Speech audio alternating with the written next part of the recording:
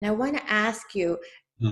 how it was like for you on that first meeting. Was it just like, hi, would you like a cup of coffee? We agreed to meet. So Linda lives in Maple Ridge, ironically, only about 5 minute drive from where my parents just moved. So they're in the same neighborhood. Um, Wow. yeah, it's weird, but anyhow, and yeah, and she said, well, there's this restaurant that I like to go to. Would you be willing to come meet me there? And I said, okay. And I was super nervous. It almost felt like a first date, like because I brought her flowers and I dressed up Oh. nice, and I didn't really know what to expect, and she Mhm. showed up, and she's tiny, she's so cute, she's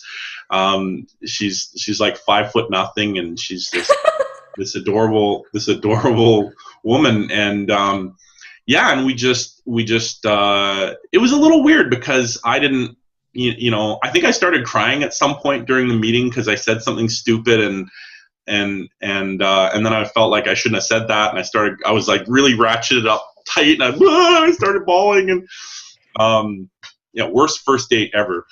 But The best because there's vulnerability. yeah. So I was torqued up pretty high. I think she was too. She seemed quite nervous. Well, I think it's hard for a lot of adoptees because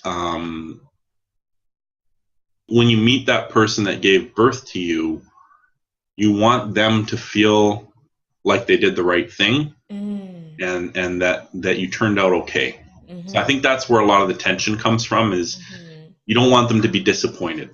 You want Oh, them to feel like, I'm getting emotional me hearing too, a this. little bit.